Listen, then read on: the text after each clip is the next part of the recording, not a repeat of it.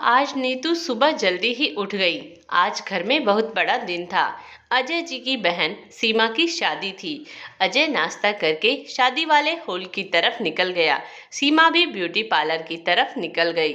10 बजे तक सबने पहुंचना था, तो नीतू जल्दी जल्दी हाथ चलाने लगी।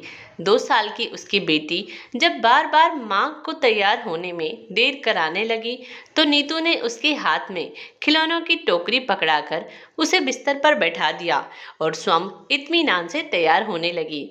आखिर बहू है इस घर की, सबकी नज़र उस पर भी तो होगी। उसकी सासू माँ ने आकर बताया कि नीचे गाड़ी आ गई है, जल्दी से गुड़िया को तैयार कर दो, मैं तुम्हारा कमरा ठीक कर देती हूँ। नीतू गुड़िया को तैयार करने में व्यस्त हो गई और सासू माँ जल्दी जल्दी बिखरा कमरा समेटने लगी और गुड़िया के खिलौनों की टोकरी अलमारी के ऊपर रख दी। नीतू ने गुड़िया को सुंदर सी घाघरा चोली पहनाई और झटपट दोनों गाड़ी में बैठ गई। गाड़ी हॉल की तरफ चल पड़ी। तभी नीतू का ध्यान अपनी सूनी कलाई पर गया। उसके मुंह से निकला, हाय राम, जल्दी जल्दी में कंगन पहनना तो भूल गई। झट से उसने अपनी बाजू साड़ी में छिपा ली। नीतू कंगन पहनना नहीं, बल्कि वो कंगन पहनना भूल गई थी जो सब गहनों में सबसे जरूरी थे, जो इस घर की किसी परंपरा को संभाले हुए थे। एक धरोहर की भांति एक बहू से दूसरी बहू के हाथ में थमाए जा रहे थे। यह कब से चला आ रहा था, यह तो उसकी सास को भी नहीं पता था। जब वो 4 साल पहले इस घर की बहू बनकर आई, तो उसके हाथ में कंगन देते हुए सासू माँ ने कहा था, नीतू इसे संभाल कर रखना और हर तीज त्योहार शादी ब्याह में पहनना। तब अजय के पापा जी भी साथ खड़े मुस्कुराते हुए बोले थे, हाँ बहू, सास की बात को पल्लू की गांठ में बांध लेना। बहुत ही खुश प्रकृति के व्यक्ति थे। अभी 2 साल पहले एक दुर्घटना में अचानक से परिवार को अकेला छोड़ गए। माँ जी तो बिल्कुल टूट गई थी। नीतू ही थी जिसने सास को ही नहीं बल्कि सारा घर बड़े अच्छे से संभाल लिया था। जायदाद के नाम पर बस यही एक घर और गुड़िया की शादी के नाम का एक प्लाट खरीदा था। बस उससे ज्यादा कुछ नहीं छोड़कर गए थे।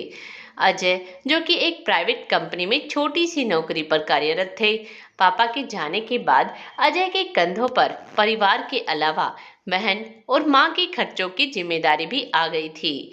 मन से शायद इस जिम्मेदारी के लिए तैयार नहीं था, तो गुस्सैल और चिड़चिड़ा सा हो गया था। नीतू अजय के गुस्से से बहुत डरती थी, इसीलिए पूरी कोशिश करती थी कि अजय तक कोई तनाव वाली बात ना ही जाए। एक सुघड़ और समझदार बहू के सभी फर्ज बड़े अच्छे से निभा रही थी। सासू माँ भी नीतू को बहुत प्यार सम्मान देती थी। शादी में पूरा समय नीतू अपनी कलाई छुपाती रही। शाम को शादी से निपटकर घर आकर जब वो गहने डिब्बे में रखने लगी, तो उसकी चीख निकल गई। कंगन डिब्बे में नहीं थे।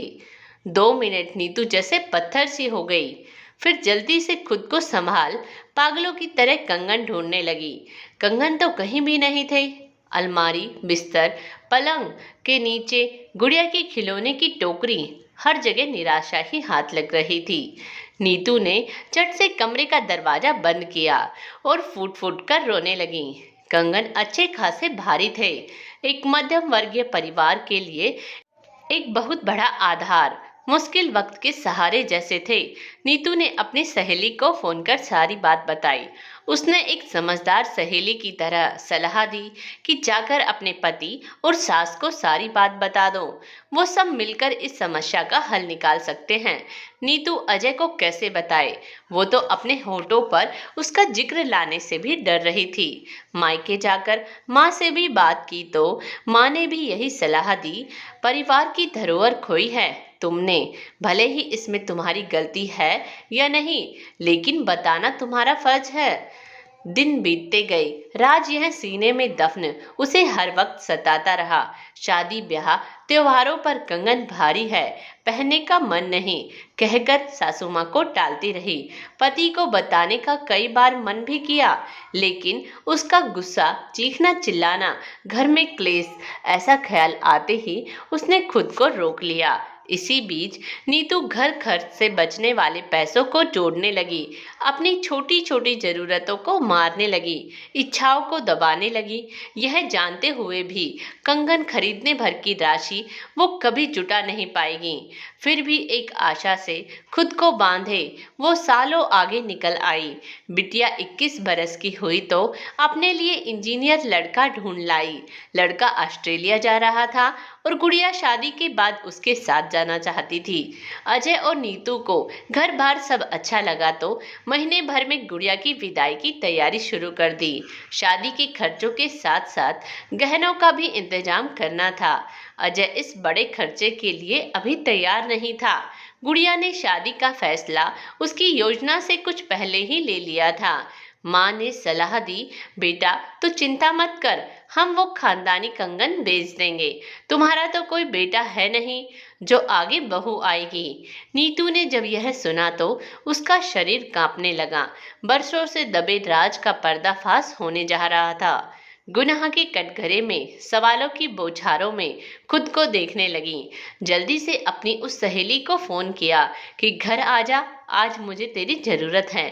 जल्दी से जाकर जमा किए पैसे भी गिनने लगी। 40,000 ही जोड़ पाई थी।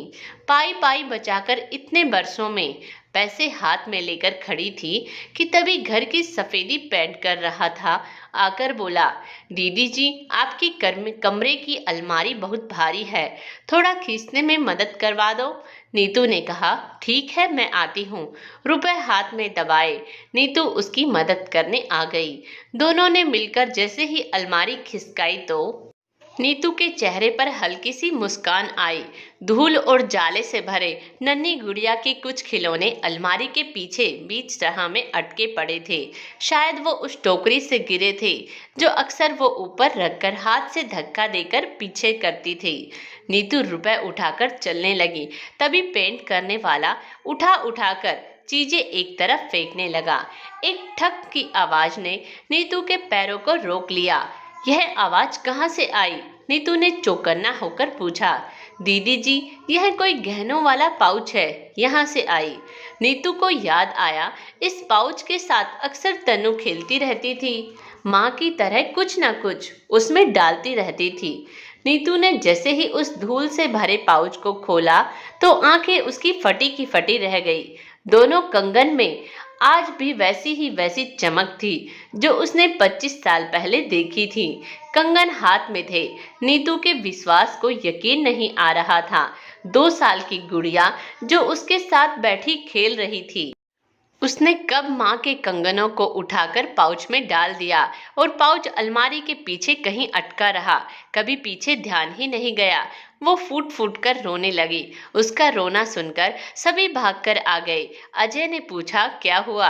तभी नीतू की सहेली आ गई और आकर नीतू के पास बैठकर बोली, क्या हुआ? नीतू ने उसके हाथ में वो पाउच पकड़ा दिया। उसने जब सारी बात बतानी शुरू की तो अजय और सासू माँ के चेहरे हैरान से नीतू को देख रहे थे।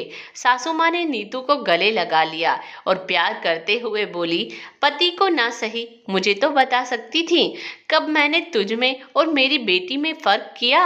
अजय भी अपने गुस्से की वजह से थोड़ा शर्मिंदा दिख रहा था और सोच रहा था, काश उसने गुस्से के साथ साथ पत्नी को विश्वास भी दिया होता। माँ ने कहा, देख लिया अपने गुस्से का परिणाम। सालों तक बहू भीतर ही भीतर घुटती रही। अजय ने नीतू को हाथों से उठाकर खड़ा किया और बोला, चलो अभी बाजार चलते हैं और आज तुम्हारे इन जमा किए पैसों से तुम्हारी दबी सभी इच्छाओं को पूरा करते हैं। सास ने बड़े प्यार से नीतू के हाथ में वो कंगन पहनाकर उसका माथा चूम लिया। दोस्तों, इस कहानी के बारे में अपनी राय हमें कमेंट्स बॉक्स में जरूर दीजिएगा और कहानी पसंद आए तो प्लीज़ हमारा चैनल सब्सक्राइब करें। धन्यवाद।